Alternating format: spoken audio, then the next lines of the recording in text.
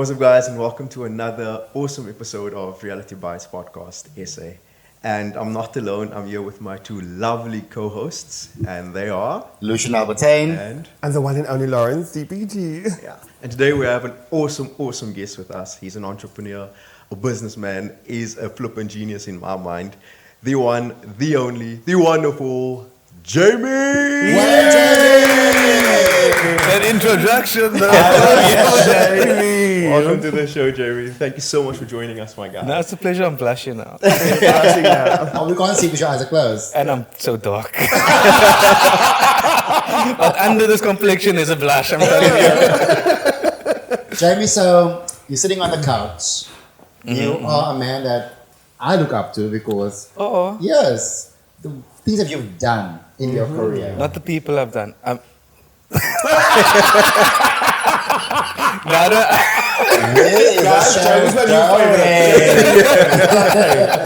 not the people, but the people you work with. Tell us a little journey, your entrepreneurship journey. Where Jamie from? How did it all start? I actually think I've always been a bit entrepreneurial. If I think where I started, market days at primary school. The idea of just, I can't say making money, it was just kind of fun to just do it. And maybe when you start off at primary school, it's much easier. And I actually think the sooner you can get into starting a business, the better. Because if you fail when you're young, it's okay. Yeah. If you fail now, girl, you got rent, girl, you got things to pay, you got dependents. It's harder when you're older to start that business. I'm not saying you can't start when you're older. Look at Colonel Sanders from KFC, he started when he was 100 or whatever. But just if you want to get into something, get into it sooner. And I think I naturally went into entrepreneurship, and I feel it's because of my innate want to explore. I used to do a lot of things. Primary school, I used to make balloon animals. I used to make candles. I used to just do things. In high school, I used to sell things out of my locker at school. And I feel the real push to entrepreneurship, realizing that I can make money continuously, was actually when my father passed away in grade 11. And my father was an amazing guy. He was one of those families where the wife is not going to work, I'm going to look after the family, and you stay at home. But now the problem there is, now when the man that makes the money is gone, the ATM is now gone, now what? And I didn't want to be a financial burden to my family. So I continued doing entrepreneurship for myself. And I moved from doing my retail out of my locker, went to university, studied biotech. I'm also a scientist. Scientist for the win. And developed more into business. But what I definitely learned with my journey is it's great to start off in retail. Retail is in buying and selling because you can manage cash flow, you can know how to work with customers. But the real business where I see you can start making money is in service-based business, where you just use your brain. Thank you for calling me a genius. I don't think I am. But when you use your brain for stuff, people are paying you for something that's basically free. So being a consultant, working things out for people, you're just getting paid for your time. So I went into that when I started my company, the agency. And that was a business consultancy company where I actually helped other people with their businesses. That business developed actually at the university. I was with the entrepreneurship department at UWC and part of the Student Leadership Academy. And my role with the entrepreneurship was also helping other students start their organizations or start their businesses. And I had a very different view to business even back then. My view when people came to me was, people always said, I need funding for my business. There is a line, you need money to make money. I believe, look at what you have to start with now as what we call now in tech terms minimal viable product, but your MVP, what do you have right now that can make money? It might not be the business that you want to be in, but if you use what you can have now and you use the money you make there to invest into your own business, you can start moving. Because you don't want to say, I can't do something because I don't have money. It's not the money that you're lacking. You have the time. Do you have the ability? If not, find someone that has the ability. Or what can you do with your ability to get you those mini milestones to get to your actual business? But with that in mind, when I was doing that at the university, when I left the university, people still started coming to me asking me, can you help with your business? And that's when I realized there's a big gap in the market for people that have business ideas but don't know how to implement and start their business. Gotcha. And that's where the agency started. Consultancy and so and so. Then, and that's why I'm saying, being a consultant, I don't know who here knows about consultancy, Yes. but when you're a consultant, you don't buy anything. You just talk. consult. If you Just go your- with your mouth, like they know on the streets, you can make your money. That was a joke. I love that. Exactly. Because I'm just so fascinated. But you like mentioned one thing. So you went into science. You were studying science, correct? And then a whole change of that entire Let career. me say this, man. People Yes. always think it's a change, Yeah. but Okay, now, please. I'm going to say now, I feel like Please explain I to must write this on my sweater or something, but I don't believe that you study something to become that. And you usually figure that out after you study, that when you study something, you actually study to think like that. You study science to think like a scientist. You study law to think like a lawyer. You study accounting to think like an accountant. And you just take that way of thinking and you apply it to anything else. So it might sound, oh, he did biotech, but why is he doing business? But the applications and methodologies in science, I apply to business. And that's why my role, and especially when I was doing business development, was around business validation. When people came to me with the idea, my job was to validate, is this idea even viable for you to spend your time on doing it? And I think that definitely set me apart from all other business advisors. Other advisors say, oh yes, go for it, baby girl. Pay me this money, let me help you with your business. A month later, the business is gone. Someone took their whole savings, their whole life savings, they went to go find friends and family and investors, and then the business fails because you didn't validate your business first. That is so important, and that is where science comes in. In science, as you know, you need to test and validate and be able to repeat. Gotcha. If you can repeat the experiment, it means that it's viable. And that's what I do in business. I test first, small group, see if it works, then I go put my money into it. You are not just a pretty face, eh? Not I'm just not that, even though. a pretty face. Something I want to say, a lot of people don't know that you are dyslexic. Yeah, And look at yeah. this brain and this knowledge and this wisdom, because I'm literally sitting like this, absorbing everything you're saying. Because even your choice of words are so profound and it's so articulate. I am actually, you've gained now my respect even more now. I'm going to because- tell you this, that dyslexic thing. I am dyslexic. I was diagnosed in high school. At the university, I actually got to be in the disability unit. I didn't want What? to. Yes. But it was also what I didn't want to be treated differently because of my dyslexia. But throughout school, throughout primary school, since grade 1, I didn't know I was dyslexic. I thought was your normal. I thought I'm normal. That's your normal. And everyone else could just read with me. Spell with me. But I actually feel it was almost great that I didn't know. Because now it made me feel like I know I'm not stupid. You are not. You're not. Definitely not. I had to just work harder to be on par with everybody else, to be assessed the way everybody else is assessed.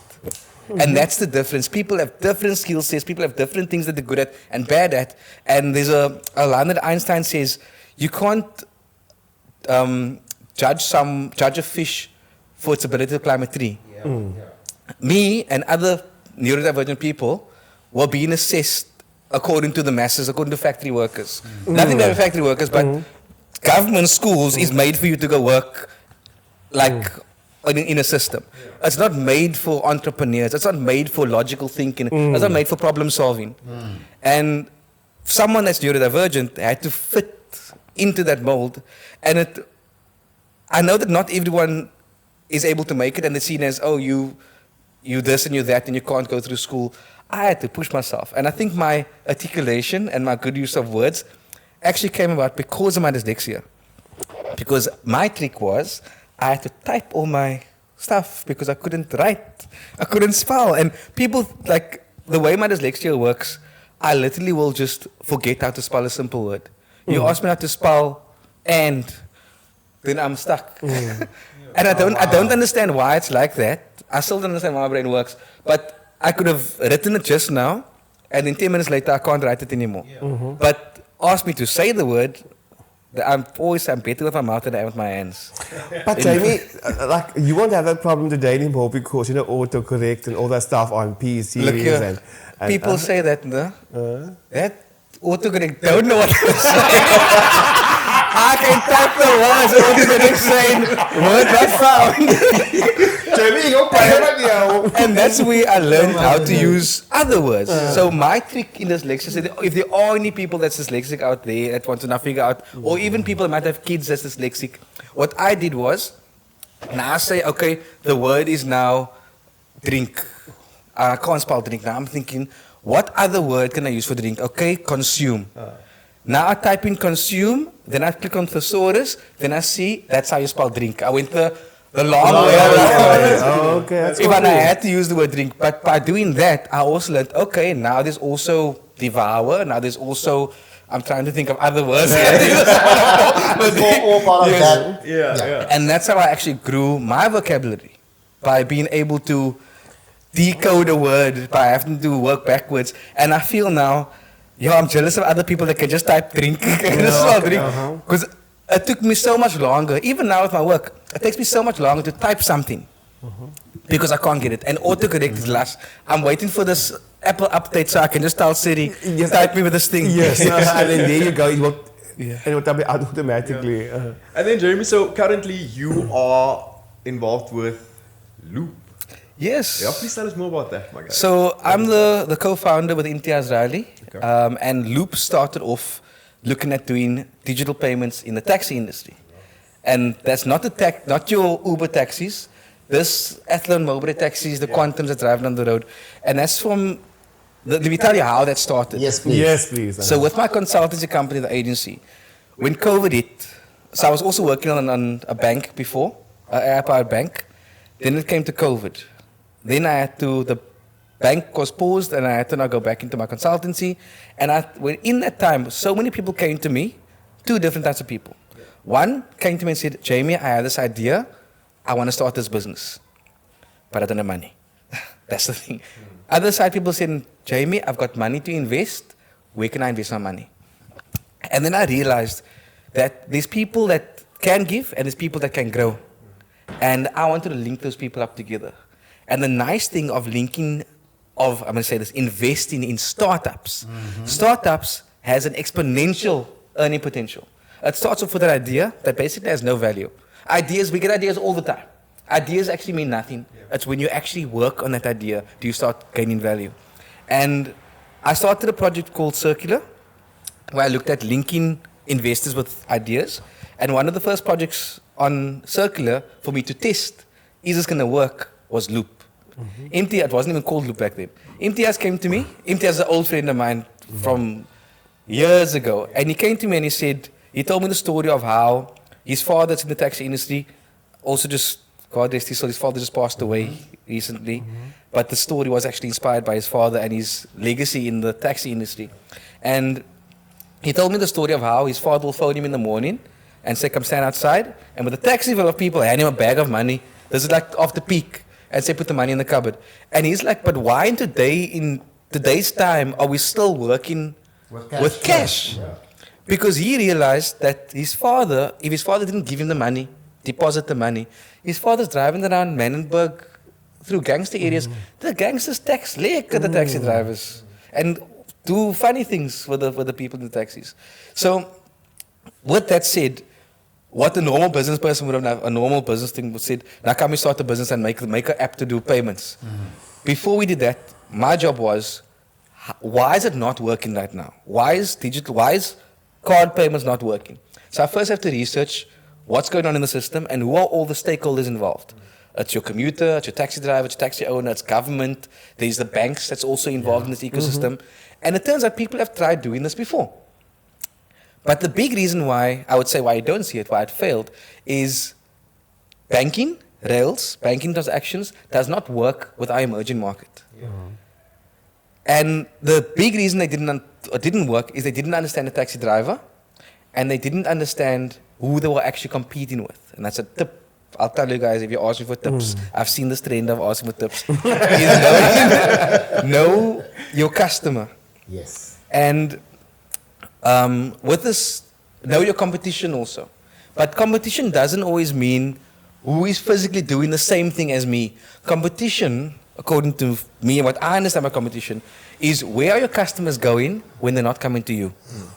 So in the case of digital transactions, people aren't using a different digital device. because it didn't exist in the space. They were using cash.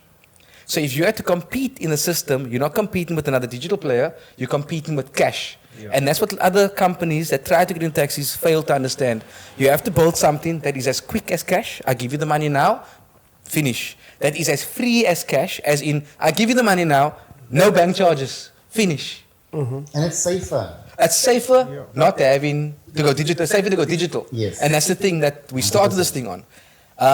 But when you're competing with things, you need to build something. Now in our system, I had to look at how do I build something that is as convenient as cash, but comes with all the extra stuff that digital comes with. The safety with digital, the financial inclusion that digital gives you, the not having to walk with money that digital gives you. And that's where we built Loop. We thought we were going to make an app. Yeah. Then we went to go research the customers, the people actually taking the taxi. Yeah. The people taking a taxi do not even the people taking a taxi, even me. I do not have time to download another app on my phone. I do not have the space on my phone to download another app. So we thought, what are people already using? They're already using WhatsApp. Yeah. So let's take what already exists and build something what already exists to make cashless payments, convenient, safe, instant payments, no bank charges. I'm going to give you guys a code for all your viewers to get a free 10 Rand to use on WhatsApp. I'll share it with you guys. But that's what we then built on Loop. We started in the minibus taxis. We piloted it. It worked. It worked to the point where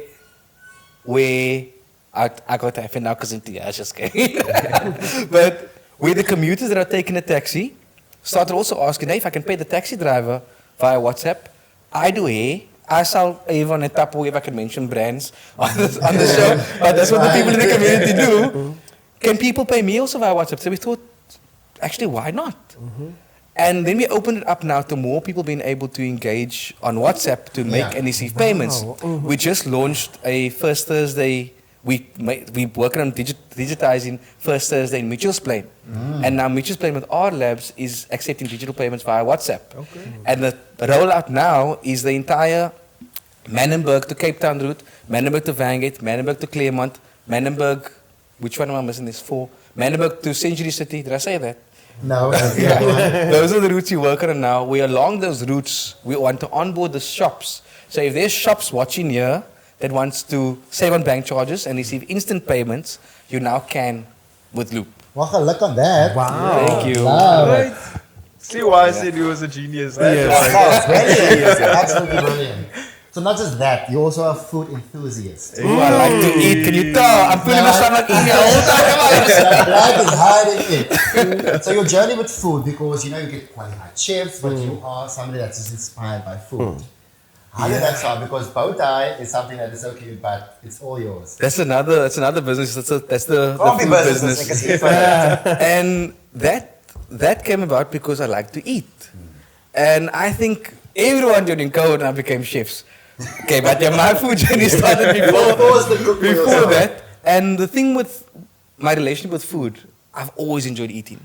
And I almost want to say it's very similar to Sassy, where you go out, and I know I'm not the only one that gets disappointed now. You go to an expensive restaurant, you go pay that money, and you think, but I could have made this at home, better than this. And that's when I started making more food. And I think I get encouraged by my friends, but I really get enjoyment when people eat my food. Yeah. That I think gives me that's my I don't know what. I don't know it's an orgasm, but it's not that intense. It's not so hectic. Wow. But I enjoy eating, and I enjoy making people happy with food. I think that's maybe I should say my love language. Your love is feeding love people. language is food. So Jamie, nou gaat je voor kort na. When you gonna come over? Hij gaat omkomen na. I'm trying to be some here. Kijk aan over Jamie. Wij gaan naar link kunnen Jamie. Look, that's up to you now. That's Jamie, I just have one question for you, and this word is like in my head the whole time. How did you come with the word loop? the word Because you loop. know in my language, I know. something else. There's definitely So Yes, it's very interesting. So I want to know. when we started with the taxis, we actually had to. I can give you the long answer and I'll give you the short answer. Okay. So the long answer, first, since we have time, which probably don't, but the long answer is when it comes to naming a business, you have to understand who are your customers and what are they going to think about you when they hear this name? It's more a case of what feelings do you want to invoke when they hear the name? Yeah. Because we ran through different names, Taxi Pay, some Yabba, there was a lot of names, but what we thought of was keep a name short that can become a doing word, like Uber. Keep the name in a way that can sound international, because working as a tech company in South Africa, if you understand as the African market, if you come in with a local name and your tech company, they think, nee, I don't trust. I don't trust this. So we had to create a name that That's can also versatile. create trust. Where Loop came around was when you use a taxi, you always get to travel in a loop. Oh. Because you're going to get there and you're going to get back Yeah, and a and you loop. travel in that loop. Ty just a genius, man. Like a genius. I agree. That's a Things must just be genius. thought out. A name is actually very important for a business because it also has to say what's on the box. It has to work. And I can actually say now people are using loop as a doing word. I'm going to loop when they say they're going to take a taxi. I like that. You're Jamie. I'm absolutely dumbstruck and listening to your entire story.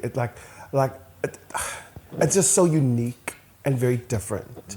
Not only as a entrepreneur, because there's a lot of entrepreneurs out there, but I think your story is a little bit unique because if you think about children at school today suffering from, or it's going through what you went through, being diagnosed with dyslexia, do you understand?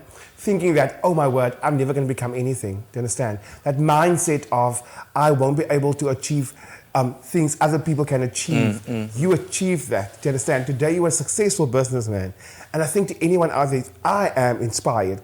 I didn't know this about you, and today I've learned this about you. And I'm looking at you with different eyes. But the inspirational eyes, you know what I mean? So, but that's what I want to say. I am really inspired by you. Thank you so much. I hope this message is going to filter through to so many people out there that might face, or even parents sitting at home whose children was diagnosed with it, do you understand? To see that there is a way out and you can be very successful regardless of what. So Jamie, to that I would like to give a toast. Oh, we're toasting, yes. Yes. Oh, There yes. you go. I'm here for the There you toast. go. In the eyes of all 7 years. Stigma, Yes. becoming a genius. Oh, thank A you. genius. And we're going to call you that. That's a new name. Marlon, it's your word. Jamie the Genius. I'm not going to change my Instagram bio. But I'll accept. Thank you so much. Jamie, I feel you have such a business-orientated mindset, or just mind in general, man. Do you think there's one should have certain traits in order to be successful in business? Sure. Or As much as I want to say, anyone can do business. Yeah. One thing you need is skin on your teeth. Okay. You need grit, because anyone that has done business knows you're going to get faced with rejection. Got it. Things are going to go wrong. Things are going to fail. What you think's supposed to work isn't going to work. Got it. The other side of things is even knowing that some of the people that care about you will say things, not always to hurt you, but it will hurt. Without When you- realizing it. Yes.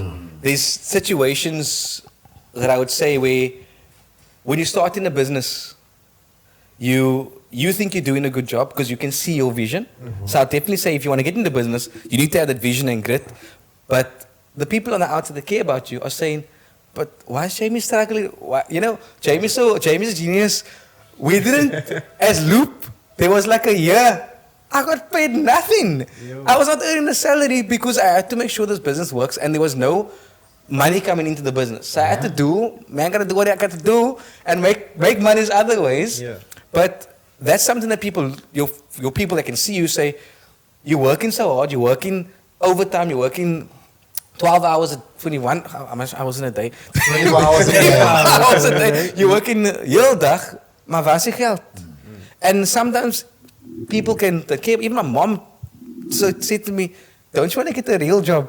And it's Yeah. like, but what do you mean I have a real job? Until now, when she can say, Jamie, when you go shopping, now the narrative changes. No, that's But as an entrepreneur, as a business person, what I also want to say is, you might not maybe have the grit, but you have the idea. Yeah. Find people that you can work with that can do the things you can't. Because it doesn't mean you must do everything. I'm getting to my tips now. As an entrepreneur, right, if you're not good at something, and a lot of entrepreneurs think this, I must not do the social media, I must do the customer service, I must make my product, I must do my accounting. in the beginning, you feel like you must do all those things, but if you want to start taking yourself and your business seriously, find other people that can do that, that has the same passion as you in the business to do that stuff for you or with you. Got it.